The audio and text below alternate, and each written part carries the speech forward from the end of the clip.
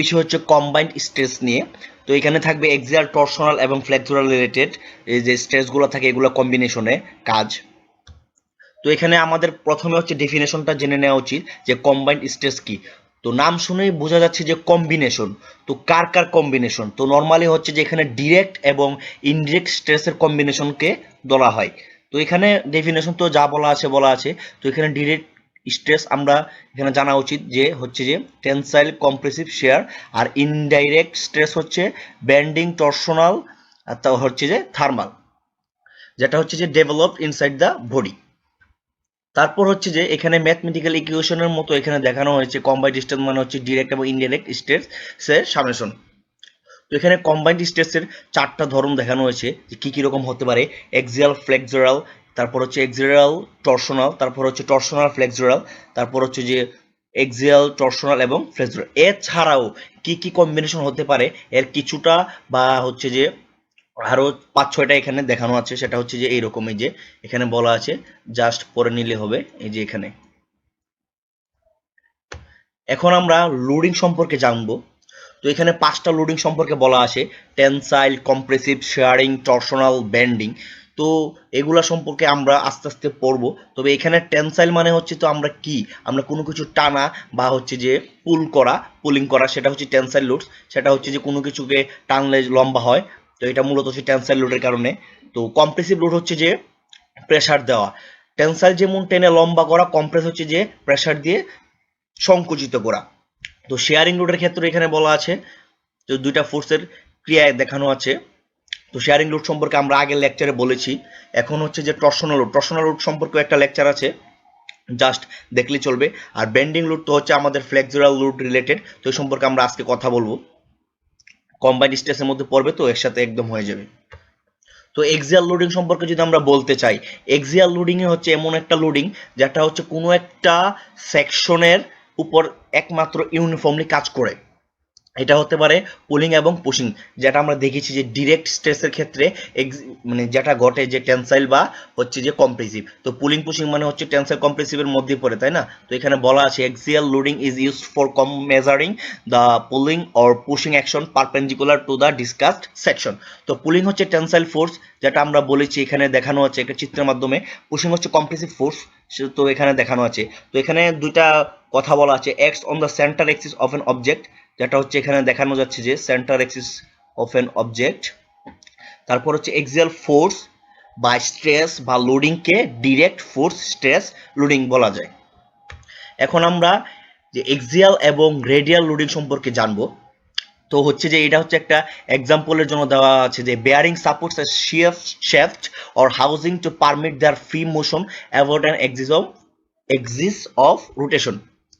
তো এখানে বলা আছে load can be applied to bearings in either of two basic direction. তো দুইটা বেসিক ডিরেকশনে ঘুরতে পারে। হয় আমরা যদি নর্মালি চিন্তা করি, হয় ক্লকওয়াইজ না হয় অ্যান্টি ক্লকওয়াইজ, এরকম যদি চিন্তা করি তাহলে হচ্ছে যে দুইটা বেসিক ডিরেকশনে হচ্ছে মুভ করতে পারে। তো এখানে বলা আছে যে radial loads act at right angles to the shift. এটা হচ্ছে যে বেয়ারিং এর এক্সিস অফ রোটেশন বরাবর হচ্ছে যে রেডিয়াল লোডসটা কাজ করে। আর এখানে এক্সিয়াল যে লোডসটা কাজ করে সেটা বলা আছে যে parallel to the axis of rotation. এখন আমরা টর্শনাল লোডিং সম্পর্কে একটু দেখব। তো টর্শনাল লোডিং হচ্ছে মূলত টর্কের কারণে টুইস্ট হয়, আমরা যদি সহজ ভাষায় বলতে যাই, যেটা হচ্ছে আমাদের প্রিভিয়াস লেকচারে বলা আছে টর্শনাল সম্পর্কে বা টর্শন সম্পর্কে। তো এই সম্পর্কে এখানে তাই বলা আছে। তো ফ্লেক্সুরাল লোডিং সম্পর্কে যদি আমরা বলতে চাই যে ফ্লেক্সুরাল লোড যদি আমরা কোনো কিছুর উপর প্রয়োগ করি তাহলে সেটা হচ্ছে ফ্লেক্সিং বা বেন্ডিং ঘটে। তো আফটার দ্যাট আমরা বলতে পারি যে the acting part is being bent full, এ সম্পর্কে আমরা বলতে পারি। আর এটার মূল কাজ হচ্ছে try to state of being flexed or bent. তো এখানে যদি আমরা এটা চিন্তা করি, এই যে এই চিত্রটা এখানে হচ্ছে যে দেওয়া আছে, এখানে একটা লোড দেওয়া আছে। তো লোডটা যখন হচ্ছে এখানে এইভাবে কাজ করছে, এটার ওয়েটটা নিচের দিকে, সো এখানে হচ্ছে যে টেনশন হবে আর এখানে হচ্ছে কম্প্রেশন হবে। এ সম্পর্কে আমরা প্রিভিয়াস লেকচারে বলেছি ডিটেলস। তো এখানে দেখানো হয়েছে যে এটা হচ্ছে টেনশন, এটা হচ্ছে কম্প্রেশন। তো টেনশনের জন্য যে স্ট্রেসটা ঘটে সেটা হচ্ছে নিচের দিকে, কারণ আমাদের টেনশনটা হচ্ছিল নিচের দিকে, তাই না? এই যে এখানে টেনশন হয়েছিল, এই যে এখানে টেনশন হয়েছে, আর উপরের দিকে ছিল কম্প্রেশন। তো উপরের দিকে হচ্ছে কম্প্রেসিভ স্ট্রেস, আর নিচের দিকে হচ্ছে টেনসাইল স্ট্রেস। তো স্ট্রেসেস কিছু ফর্মুলা আছে। তো আমরা হচ্ছে যে বিভিন্ন লোডিং এর ক্ষেত্রে তো স্ট্রেসেস ফর্মুলা হয়। তো এখানে 3টা লোডিং এর জন্য যে বেসিক যে সূত্রগুলো লাগে স্ট্রেসের সেগুলো দেওয়া আছে। এক্সিয়াল লোডিং এর ক্ষেত্রে এরকম, টরশনাল লোডিং এর ক্ষেত্রে এরকম, তারপর হচ্ছে ফ্লেক্সুরাল লোডিং এর ক্ষেত্রে এরকম, সেটা দেখানো আছে। তো এখানে এই যে টরশনাল লোডিং চিত্র দেখে ভয় পাওয়ার কিছু নাই, এটা এইভাবেই নর্মাল স্বাভাবিক। তো এখন আমরা হচ্ছে যে আমাদের তো কম্বাইন্ড স্ট্রেস নিয়ে কথা ছিল তাই না? তো এখন হচ্ছে আমরা কম্বিনেশন অফ এক্সিয়াল এবং ফ্লেক্সুরাল লোড নিয়ে আলোচনা করব। এখানে দেখতে পাচ্ছি যে এই যে এখানে কোনো কিছু একটার উপর হচ্ছে যে এখানে ফোর্স দেওয়া আছে, এখানে একটা ফোর্স আছে, আবার এখানে একটা ফোর্স আছে। তো এটার ক্ষেত্রে আমরা যদি চিন্তা করি যে এখানে তো ফোর্স দেওয়া হচ্ছে তাই না? তো এর মানে কি, এটা হচ্ছে এরকম বেঁকে যাবে। তো এরকম বেঁকে গেলে মানে কি, আমরা আগের হচ্ছে স্লাইডে দেখেছি যে এখানে টেনশন হয় আর এখানে কম্প্রেশন হয়। তো এই ক্ষেত্রে টেনশন নিচের দিকে, কম্প্রেশন হচ্ছে উপরের দিকে আমরা ধরেছি। আমাদের ম্যাথ করার ক্ষেত্রে বা এরকম স্ট্রেস ফর্মুলা নিয়ে যখন আমরা কাজ করব তখন পজিটিভ নেগেটিভ বিষয়টা আমাদের বিবেচনা করতে হবে। আমরা হচ্ছে প্রিভিয়াস লেকচারে বলেছিলাম যে সাইন অফ বেন্ডিং অথবা সাইন অফ শেয়ার স্ট্রেসের ক্ষেত্রে যে কখন পজিটিভ কখন নেগেটিভ হয়। তো আমরা এখানে এই ক্ষেত্রে টেনশনকে যদি পজিটিভ ধরি তাহলে এই ক্ষেত্রে টেনশনের বিপরীতে যখন কম্প্রেসিভ হবে তখন সেটাকে আমরা নেগেটিভ ধরবো। তো এটা হচ্ছে যে বেন্ডিং ইন বিম অনলি, এটা এই ক্ষেত্রে হচ্ছে এটা। তারপর যদি আমরা শুধু টেনশনটা কাউন্ট করি ইন বিম অনলি, এই যে সেটা হচ্ছে কি টেনশন হচ্ছে যে এই টেনশন মানে তো আমরা বলেছি আগে যে পুলিং করা অথবা হচ্ছে টানা। তো এই ক্ষেত্রে ডায়াগ্রামটা হচ্ছে এরকম। তো যখন আমরা দুইটাকে অ্যাড করব, কারণ আমরা কম্বাইন করব, আমাদের টার্গেট হচ্ছে কম্বিনেশন নেওয়া নাই তাই না? তো এই আমাদের বেন্ডিং এর জন্য হয়েছিল এরকম, তারপর হচ্ছে আমাদের টেনশনের জন্য হয়েছিল এরকম। যখন আমরা দুইটা হচ্ছে যে অ্যাড করব, এই যে দুইটা অ্যাড করেছি, এটা বেন্ডিং এর জন্য, এটা হচ্ছে টেনশনের জন্য, তাহলে আমাদের টোটাল যে ডায়াগ্রামটা হবে রেজাল্টেন্ট স্টেট সেটা হচ্ছে এটা। তো এটা হচ্ছে যে এইটা এই ডিরেকশনে টেনশনটা, তারপর এই ডিরেকশনে আছে টেনশনটা। তো আমাদের যদি দলগতভাবে চিন্তা করি যে টেনশনের সাপোর্টটা বেশি তাই না? তো টেনশনের দিকে সাপোর্টটা বেশি থাকবে। সো এটা হচ্ছে যে এতটুকু টেনশন হবে আর এতটুকু হচ্ছে কম্প্রেশন হবে। তো এখানে আমরা নর্মালি আরো ইজিলি বোঝার জন্য যদি দেখতে চাই, এখানে একটা বস্তুর ক্ষেত্রে পুরো সম্পূর্ণ বস্তুর ক্ষেত্রে যে এটা কিরকম হয়, এক্ষেত্রে কিরকম হয় সম্পূর্ণটা দেখানো আছে। সেম হচ্ছে আগের বিষয়টা নিয়ে কথা। তো এখানে হচ্ছে যে একটা বস্তুর ক্ষেত্রে ডিরেক্ট 3D দিয়ে দেখানো আছে।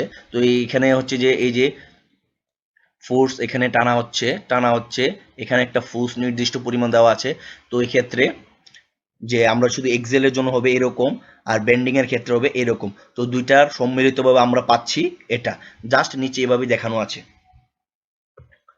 তো এখন আমরা একটা এক্সাম্পল দেখবো ক্যান্টিলিভার বিমের ক্ষেত্রে। তো এক্সাম্পলে সব ডিটেলস দেওয়া আছে, আমরা আসলে এখন আস্তে আস্তে পুরোটা ক্যালকুলেশন করব। তো এখানে আমাদের ক্যান্টিলিভার বিমটা দেওয়া ছিল এইরকম, সরি হ্যাঁ, আমাদের ক্যান্টিলিভার বিমটা দেওয়া ছিল এই যে এরকম। এখানে একটা ফোর্স, এখানে একটা ফোর্স এবং তাদের রেজাল্টেন্ট ফোর্স হচ্ছে এটা। তো আমরা এখানকার একটা ক্রস সেকশন নেওয়া আছে, যেটার হাইট হচ্ছে 150 মিলিমিটার এবং হচ্ছে যে প্রশস্ততা হচ্ছে 50 মিলিমিটার। তো এই চিত্রটাকে আমরা এখানে আঁকলাম। তো আমরা হচ্ছে যে মেকানিক্সের ট্রান্সমিসিবিলিটি সম্পর্কে একটা জেনেছিলাম যে তাদের লাইন অফ অ্যাকশন বরাবর সেম ফোর্স হচ্ছে যে এরকম ভাবে লাইন অফ অ্যাকশন বরাবর কাজ করানো যাবে। তো আমরা হচ্ছে যে এই যে লাইন অফ অ্যাকশন বরাবর হচ্ছে দুইটা সেম ফোর্স হওয়ার কারণে এভাবে আমরা লিখেছি। তো এখান থেকে আমরা এটাকে এভাবে লিখতে পারি। তো এখান থেকে আমরা একদম এভাবে লিখতে পারি। তো এই মোমেন্টটা দেওয়ার কারণে আমরা হচ্ছে এই সাইডটাকে পজিটিভ ধরে নিয়ে বাকি যে ক্যালকুলেশনটা করবো সেই জন্য এই সাইনটা দিয়ে দেওয়া হয়েছে। তো এখানে আমাদের যে রেজাল্টেন্ট স্ট্রেস, আমাদের কোশ্চেন ছিল কি, আমাদের কোশ্চেন ছিল যে find out resultant normal stress at A এবং বি, এবং এই এ এবং বিতে হচ্ছে আমরা রেজাল্টেন্ট স্ট্রেস বের করবো। তো আমাদের যেহেতু কম্বিনেশন অফ স্ট্রেসেস, তো সেক্ষেত্রে আমাদের দুইটা বা তিনটা স্ট্রেস থাকবে, এটাই স্বাভাবিক তাই না? তো আমাদের এখানে যে এ বিন্দুতে আমরা প্রথমে রেজাল্টেন্ট স্ট্রেস বের করবো। তো রেজাল্টেন্ট স্ট্রেস বের করার জন্য আমরা দেখছি যে এখানে দুইটা নিচ্ছি, একটা হচ্ছে যে এক্সিয়াল স্ট্রেস, একটা হচ্ছে ফ্লেক্সুরাল স্ট্রেস। তো এক্ষেত্রে যদি চিন্তা করি যে আসলে এখানে হয়েছেটা কি, যে এক্সিয়াল এবং ফ্লেক্সুরাল নিয়েছি, তো এখানে অন্য কিছু আসলো না কেন? তো আমরা দেখি যে আসলে কি হয়। তো সেক্ষেত্রে আমরা যদি এ বরাবর হচ্ছে ফোর্সটা চিন্তা করি তাহলে হচ্ছে কি হয় যে এখানে এ পয়েন্টে টেনশন হয় এবং বি পয়েন্টে কম্প্রেশন ঘটে। তো এক্ষেত্রে যখন আমরা এই যে এটা দিয়ে কাজ করি তো এটার প্রসেসে এই বেন্ডিং ঘটবে, তাই না? তো আমাদের উপরে হচ্ছে কি টেনশন আর নিচে হচ্ছে কম্প্রেশন। তো আমরা যদি দেখি এই তো টেনশনের জন্য যেহেতু আমাদের হচ্ছে টেনশন হচ্ছে যে এক্সিয়াল স্ট্রেস, তো আমরা পি বাই এ এটা ডিরেক্ট লিখে ফেলেছি। তারপর হচ্ছে ফ্লেক্সুরাল স্ট্রেসের ক্ষেত্রে এম সি বাই আই। এই সূত্র সম্পর্কে তো আমাদের কোনো ঝামেলা নেই। এখন প্রশ্ন হচ্ছে যে আমরা আগের বা প্রিভিয়াস লেকচার আমরা দেখিয়েছিলাম যে সাইন অফ যে শেয়ার অথবা বেন্ডিং মোমেন্টের ক্ষেত্রে যে পজিটিভ নেগেটিভের ব্যাপারটা। তো এখন পজিটিভ নেগেটিভ যে সাইনের ব্যাপারটা আমি আগেই বলছি যে যদি টেনশন পজিটিভ ধরা হয় তাহলে কম্প্রেশন হচ্ছে নেগেটিভ, বা কম্প্রেশন পজিটিভ ধরলে টেনশন হচ্ছে নেগেটিভ। তো এখানে যদি আমি বলতে চাই যে এখন প্রশ্ন হতে পারে যে এখানে প্লাস দিয়েছি কেন। প্লাস দিয়েছি এই কারণে, আমরা এখন চিত্রতে দেখব। তো যখন হচ্ছে যে এটা কাজ করে তো আমরা তো দেখেছি যে এখানে টেনশন হয়, এখানে কম্প্রেশন হয়, কারণ এখানে টান পড়ে তো এই জন্য টেনশন হয়। তো সেম ভাবে যখন হচ্ছে এই বরাবর পি এক্সটা কাজ করে তো কি যখন এটাকে বেন্ডিং মোমেন্টের জন্য কথা বলা হয় তখন হচ্ছে কি তখনও এখানে টেনশন হয়। তো এখানে উভয় ক্ষেত্রে টেনশন হয়। তো আমাদের হচ্ছে যে বলছে যে এ পয়েন্টে নর্মালিসিস বের করার জন্য, তো এই পয়েন্টে আমরা যা দেখলাম যে দুই ক্ষেত্রেই আসলে টেনশন হচ্ছে। তো দুইটা সামেশন আমরা বের করবো, তাই না? এই যে এই কাজটাই আমরা করেছি যে পি বাই এ তারপর হচ্ছে এমসি বাই আই। তো এটাকে আবার পুনরায় লেখা যায়, এই সূত্রটাকে একদম ডিরেক্টলি লিখে দিয়েছি। তো সি এর মান আমরা 6 নিলাম কেন এটা আমরা দেখব। তো 6 এর জন্য এখানে আমাদের একটা ক্যালকুলেশন করা লাগবে। এখানে আমাদের ছিল কি এমসি বাই আই। তো আমরা লিখছি এম সি বাই আই। তো এটা থেকে আমরা লিখতে পারি সি এর ভ্যালু যদি আমরা দেখি তো সি এর আমাদের এখানে এই যে এই ক্রস সেকশনটা এটা হচ্ছে একটা রেক্টেঙ্গুলার সাইজের। তো এখানে সি মানে হচ্ছে h/2। তো h/2 মানে হচ্ছে 150/2। তো এখন হচ্ছে আমরা এটাকে আগে বলে রাখি যে এখান থেকে এতটুকু হচ্ছে h1 আর এখান থেকে এতটুকু হচ্ছে h2।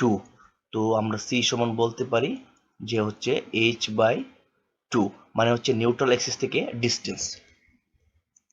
তো এখন এটা হচ্ছে m আর c যদি আমরা বলি হচ্ছে h/2 আর i হচ্ছে আমরা লিখতে পারি হচ্ছে bh³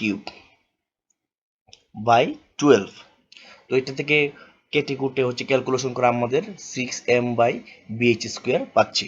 তো এখানে m এর ভ্যালু যদি আমরা ক্যালকুলেশন করি, এই যে আমাদের এখান থেকে যদি m এর ভ্যালু ক্যালকুলেশন করি তাহলে আমাদের ভ্যালু দাঁড়ায় -3750 নিউটন মিটার।